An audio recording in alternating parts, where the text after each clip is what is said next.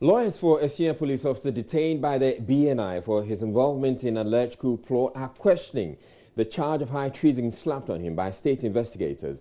ACP Dr Agordzor has been in the custody of the BNI since Tuesday afternoon when he was invited to assist in an ongoing probe into the said plot to overthrow the presidency.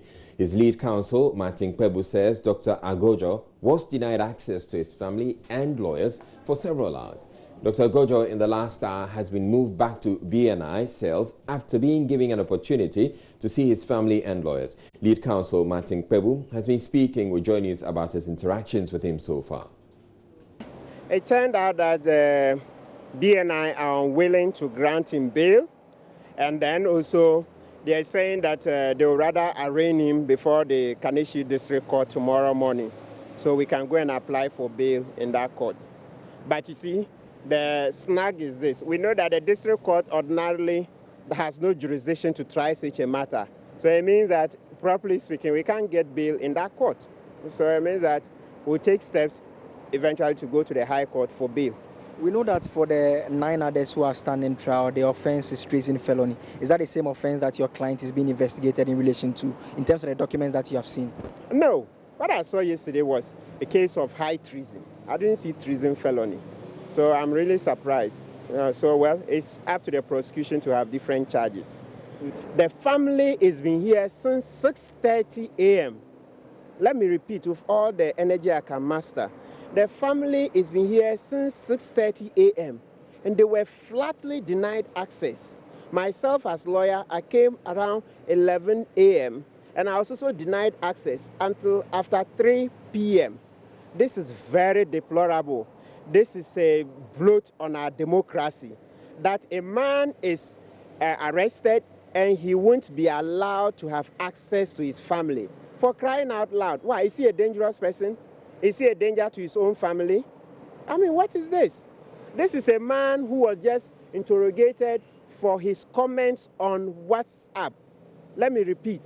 He was interrogated yesterday for only his comments on WhatsApp. They have not said they found a pin. They've not said they found a needle. They've not said they found scissors. They've not said they found a cutlass in preparation for any coup d'etat. No, absolutely nothing. Well, my colleague Joseph Akable just returned from the BNI headquarters and joins me in the studio. Before then, quick correction, I indicated that it was Tuesday afternoon. He has been detained since Monday afternoon, so that's just the correction. So the family had pitch camped at the BNI headquarters Tuesday. Have you managed to get your thoughts on the accusations and the detention of ACP Agordzor? In fact, the wife, Patience Agordzor, and the children and brothers of Dr. Agordzor, they said they came over at 6:30 a.m. They had been trying yesterday to have access to him. They didn't have that, so they came over today at 6:30 a.m. first to the BNI headquarters, which is located around the immigration service area, the Ridge area.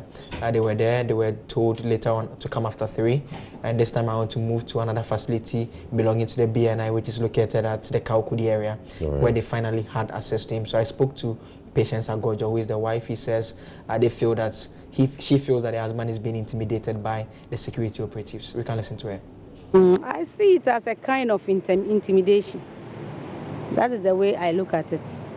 Because I don't see how they can stand on WhatsApp message and start persecuting somebody. You keep the person in custody. Everybody that has been invited concerning that WhatsApp message, they have all been discharged and they are gone. My husband is the only person they are still holding in custody. And I don't understand. Maybe somebody will have a good reason to explain to me. I don't know. That is my problem. And how did you receive the news that he has been arrested? How did you? I was shocked. I was shocked. I was very much shocked.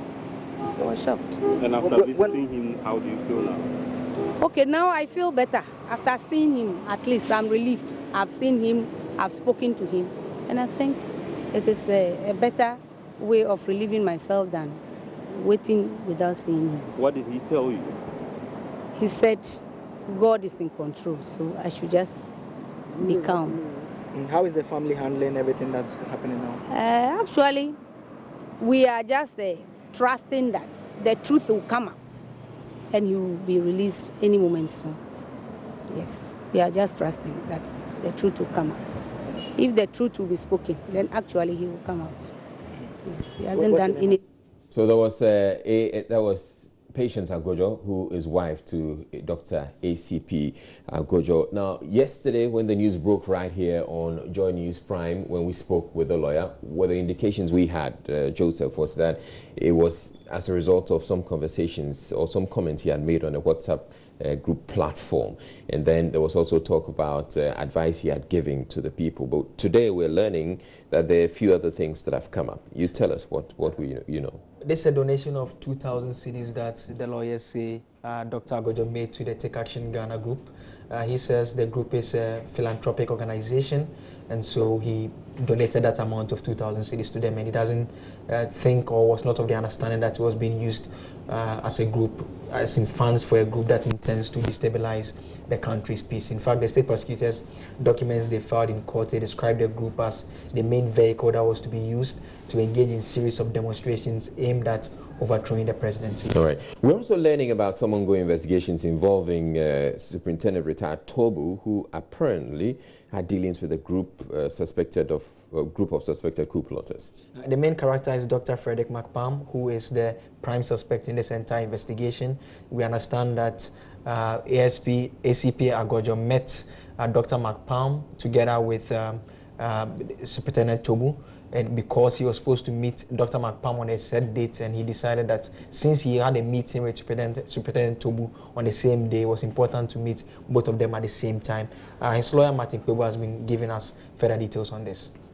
Should he be persecuted for an obvious truth?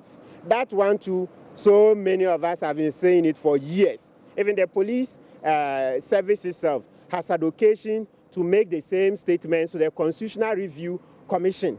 When the Constitutional Review Commission was set up, the police themselves, when they appeared before the commission, they said they don't feel independent enough. They want to have their own independence.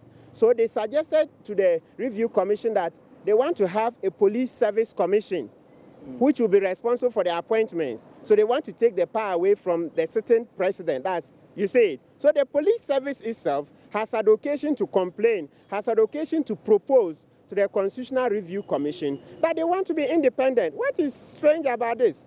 They are not asking for the moon. We understand that there are some other 7 police officers. Yes, definitely. This is a witch hunt, not a coup d'etat.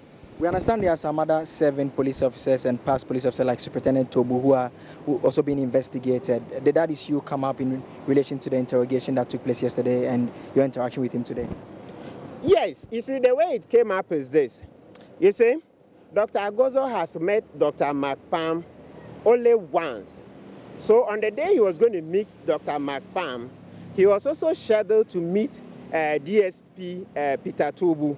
So what he did was that he said, okay, then he might as well just meet the two at the same time. So he went and met at that same venue. He met DSP Peter Tobu. Then just when they were about done, Dr. McPalm arrived. So even out of that, ACP Agordzor even then suggested to Dr. McPalm that, he thinks that Peter Tobu is also another very socially conscious person. So he should add him to the TAG platform. And don't forget, that platform was formed to deliberate, to discuss social, political, and economic issues affecting Ghana. So at that place, it was agreed, Dr. McPalm agreed to add DSP Tobu to the platform. So that's what I'm aware of. Right, so Joseph, what's next? They are supposed to be arraigned tomorrow. It's supposed to be arraigned tomorrow. We understand that lawyers will be making a case for him to be moved from BNI custody, preferably into police custody. We've seen it happen in terms of the other 9 individuals who are already standing trial. Their lawyers made a case for them to be moved from the BNI custody. Some were sent into the military custody, the 7 soldiers, whilst the others were taken to the Nsaum prison because the lawyers had complained that they are not happy with how the BNI officials handle the lawyers and the family members when they come over to see their clients. And so lawyers for the police officers say this will be one of the first applications they'll be making when they appear in court tomorrow. All right, thank you very much, Joseph Akable, who is also our court correspondent. Moving on.